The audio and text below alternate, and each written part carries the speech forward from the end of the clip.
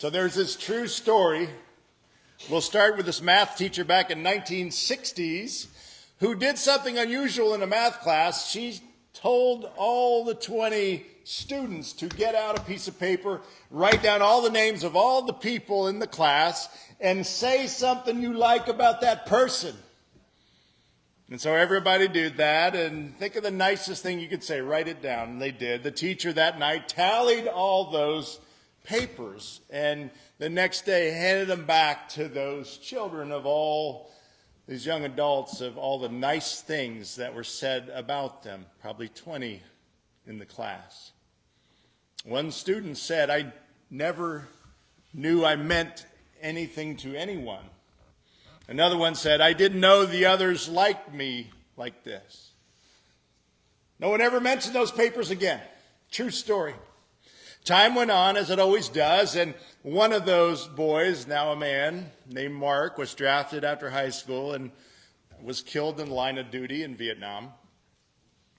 Back at home, the memorial service for all the students, it was packed with friends, families, and that same math teacher with their students who were friends of his. After the funeral, Mark's former classmates talked, and Mark's mother and father talked, and the favorite teacher was also in that circle of friends talking. And the parents said to the math teacher, "We'd like to show you something." As Mark's father took out that piece of paper, similar to what I just got from Maverick, he said, "This was found on him."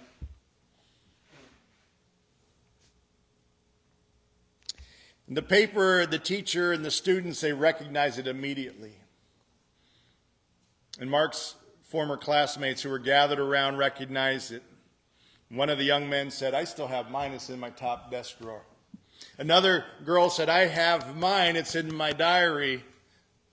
Another woman said, "It's in my wallet, and I forget about it from time to time, but every now and then I go back to it when I'm feeling down, and sure enough, there it is. I think we all saved our lists," is what she said. Friends, there is no way we can know the impact of what happens when we show an act of mercy. Today's Jesus shares, I think, and I'm not way off on this, a linchpin for his plan of salvation of the world, of all humanity. The whole reason he came, the genius behind this teaching, is one sentence. It's embedded in the 9th chapter of Matthew. It's there in plain sight, so much so that serious religious-minded people often miss it.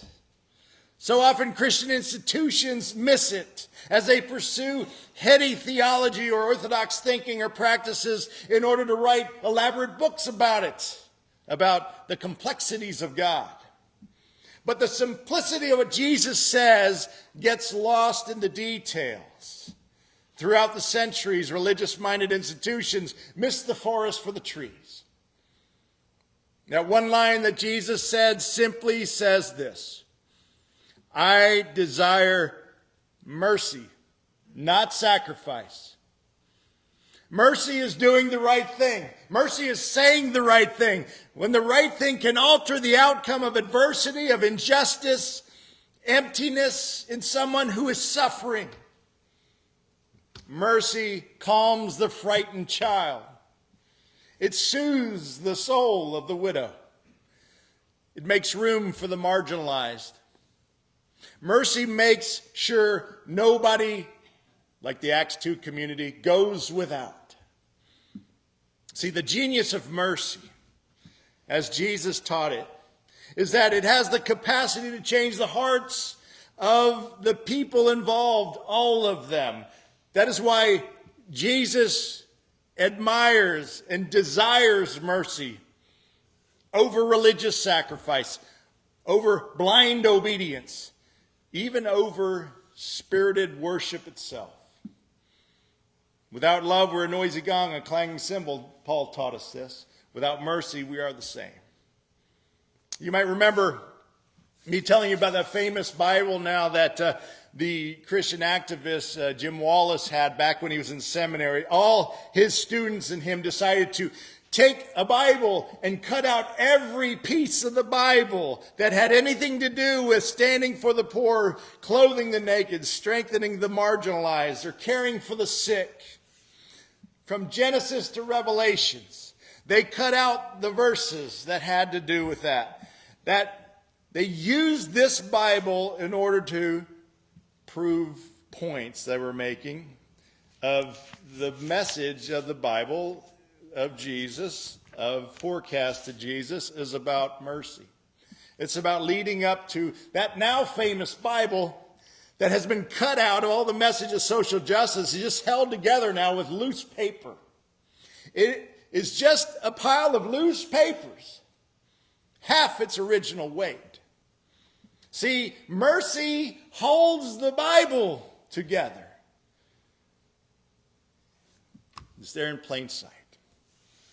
And working, I can tell you, as a medical field for 37 years, you can acutely see the difference of people you work with, whether they are hospital nurses or whatever they may be, whether they're at the rehab center or the nursing homes, of people who work in those jobs who are on their way to doing something else. They do a great job, don't get me wrong. They get the body wash, they get the meds out, they do all the things they need to do. But there's a real difference between somebody who does that and a true caregiver, a true merciful servant, the one who is there for the suffering, the one who exudes compassion and changes the dynamics completely for the suffering simply by her presence or his presence. It is holy ground to work around these people, these merciful servants. I want to tell you about one, a longtime co-worker, 12 years. Her name was Mackie. And she was a nursing home assistant for 12 years. We shared common patients. I was the physical therapist. I just went in for an hour a day. But she took care of people for all day. She did the hard, heavy lifting. Well, Mackie unfortunately passed away recently to cancer, but we had her funeral yesterday at a Haitian Baptist church in Fort Myers. And possibly 400 people, I lost count.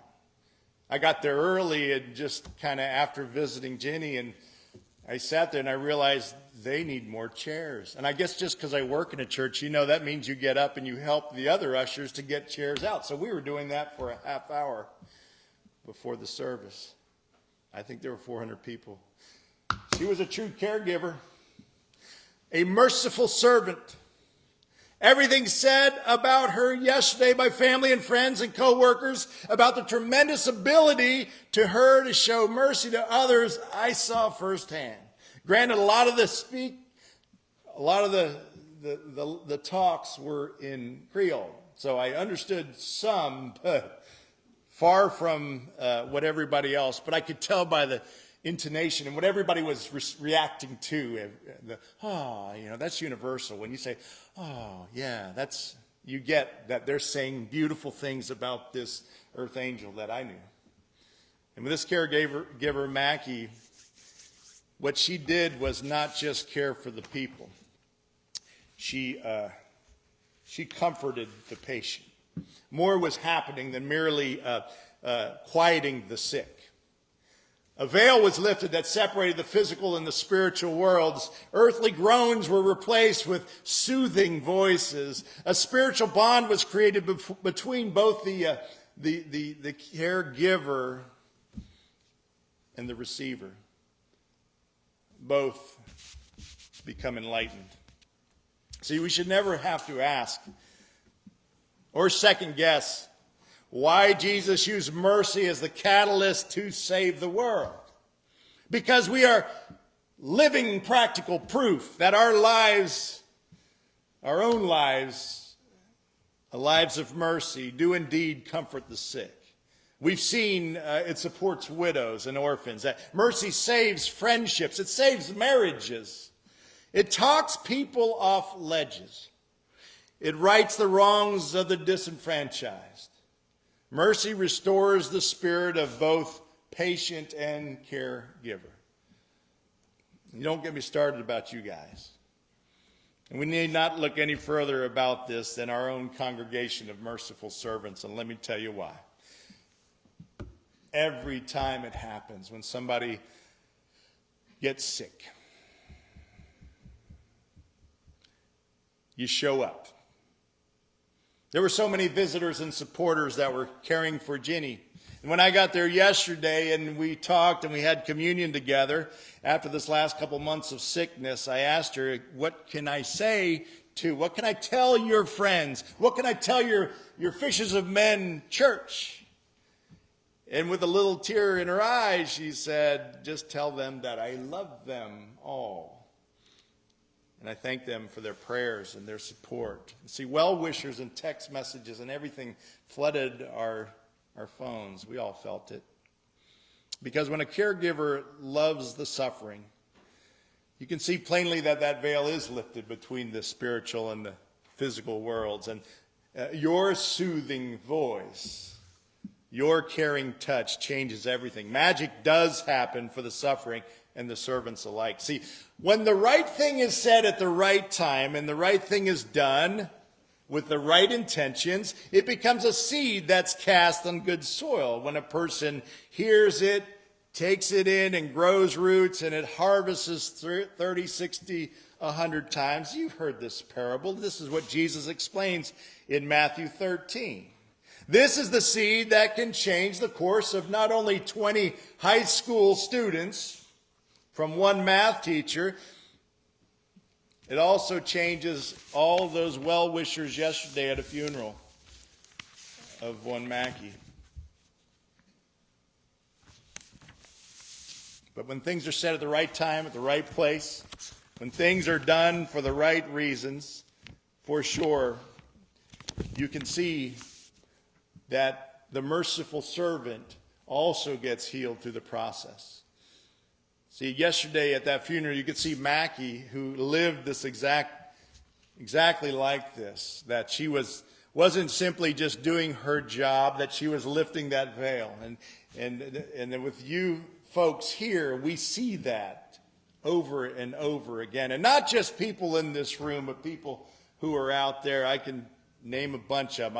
I'll name a few. Bob and Marna, they're in Montana right now. Well-wishers. Barb and Mike in Minnesota, Linda and Jeff in Michigan, Wanda and Bill in Michigan.